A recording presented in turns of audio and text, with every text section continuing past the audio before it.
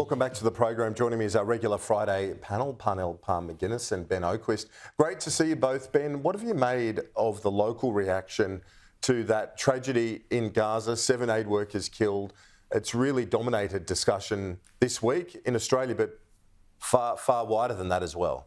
Yeah, I really think it's one of the defining moments in this war, in particular in how it's perceived around the rest of the world, including Australia. And Israel has really lost a lot of sympathy, a lot of public support, a lot of diplomatic support, which was rightly there after those horrific October 7 Hamas attacks. But over time, that has waned because it doesn't excuse the loss of thousands and thousands of innocent Palestinian lives that have been killed or murdered in some people's minds.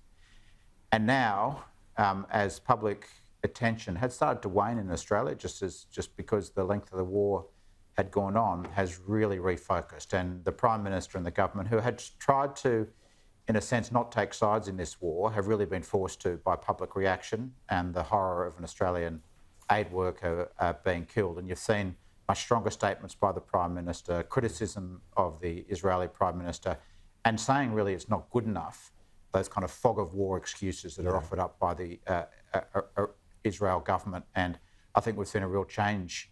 And I think it's going to bring into wider relief calls for investigations and independent investigations, not just into this tragedy and the killing of the Australian aid worker, but the crimes essentially being committed by the killing of thousands of innocent Palestinians' lives. And so we're going to have a wider discussion about independent investigation in there. And as you know, the family has called for a war crimes investigation. Parnell, what's been your take on the local reaction? I think Ben's right to say the government and the Prime Minister has toughened his language. It's much stronger in the wake of this tragic incident in Gaza with the Australian 44-year-old from Melbourne, Zomi Franken, being killed. The language and the message is much firmer. Yeah, this has been a real sort of bringing everything to a point. I think people in Australia have been becoming increasingly uncomfortable with the war, as around the world, as the death toll mounts. And this has put a very local face on it, because this is obviously somebody who was over there from Australia trying to do good, and that can really bring home the futility and horror of war to people in a particular country. So I think this is a focused sentiment. I mean, you will note that the Jewish community has also come out and said that this needs to be accounted for, because the other thing that's happening at this time is the Jewish community is looking at what's happening in Gaza and starting to wonder about what can bring this war to an end with Netanyahu in charge. So there's an increased focus on what the government in Israel is doing and a much less forgiving stance on it, because Netanyahu has not articulated what the end game is other than getting rid of Hamas entirely. And as we know, the more action is taken to get rid of Hamas, the more Hamas sympathisers seem to be created in Gaza and, sadly, around the world. Yeah, the Israelis I've spoken to recently, since October 7 basically, have said as soon as the war's done, Netanyahu is gone, because Israelis blame him for the failure in the first place. So there's not a lot of love for him right now, I think, among many Israelis. And you see the protests saying he needs to do more to get hostages home. The other thing is, Parnell, to pick up, I don't want to diminish the tragedy of what we saw, because obviously it is a terrible human tragedy, but there's a lot of politics at play here as well. You look in the United States, a big chunk of the Democratic Party think Biden needs to go harder, or Great Britain, where there's an election looming. It's a big population there, pro-Palestinian. And then I'm hearing as well in Western Sydney quite a fundraising effort for potentially pro-Palestinian candidates to run almost like a teal threat, but from the pro-Palestinian cause in some Labor seats in Western Sydney. And apparently they're generating a lot of money. Yeah, and of course, something like this once again focuses the mind. This is the kind of cause that does get picked up by the Greens, who tend to be the sort of educated, uninformed in debates like this. You know, they're highly educated, very sympathetic to current causes, but not very informed about the various drivers that go behind them. So it makes it an easy sort of fillip in an election year.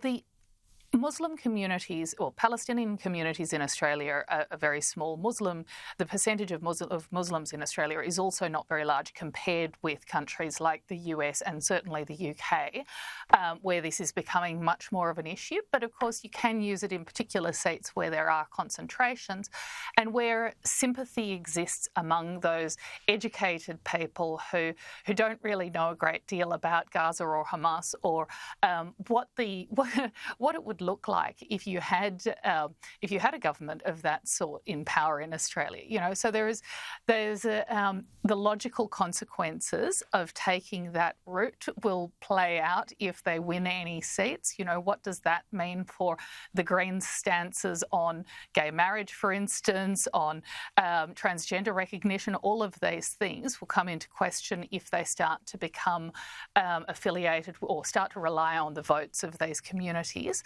But you know, we will. Of course, they're going to try in the lead up to an election to find any particular, any way that they can get across the line. And the Greens running in a couple of traditional Labor seats, or the seat of Wills was held by Bob Hawke in the past, Ben Oquist, and Samantha Ratnam, the Greens leader in Victoria, has announced she's going to seek the Greens nomination to move from the state parliament to the federal parliament. If you're Peter Khalil, the Labor member for Wills, would you be a bit nervous? Well, the Greens clearly are tracking well. Their polling seems to be holding up. It was a Morgan poll out this week, had them up to 15.5%. Now, that's probably an inflated figure, but it does suggest that they're tracking well. They had a good result in the Tasmanian election. They had a good result in the recent Dunstan by-election. Wills would be one of those next target seats for the Greens that they'd have a shot at having a go at. The margin there last night was fairly healthy for Peter Khalil, a 59 to 41, but the Greens were the two-party preferred other candidate. Khalil had a 39% primary vote. The Greens had a 28% primary vote. So they're not without a shot at it.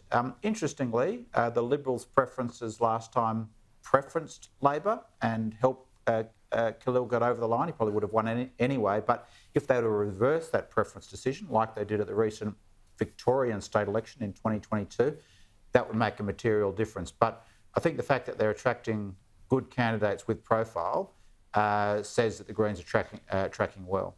Yeah, I think Peter Khalil would be nervous, Parnell, particularly with Samantha Ratnam having quite a high profile in Victoria and certainly in that seat, that part of Melbourne.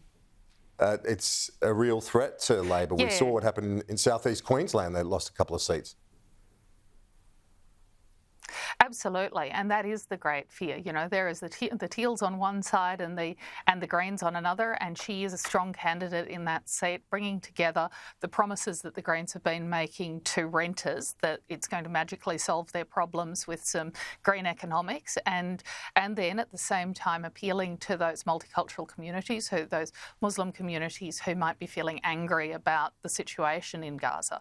So yes, she's got what it takes to get across the line, and that will be a concern for Labor in any seat where the Greens are able to find a candidate who can knit together those concerns. As I mentioned, though, you know, what happens in the long term, in the longer game, is another question. We'll be watching that in the UK with George Galloway, who has done something similar from the far left as the Workers' Party there, winning in a heavily Muslim seat, which with a number of policies which might, in the end, not end up working with the far left of the UK, as they say themselves. Yeah, that's a valid point with those social issues. Thanks so much, Parnell. Ben, appreciate it. We'll see you next week.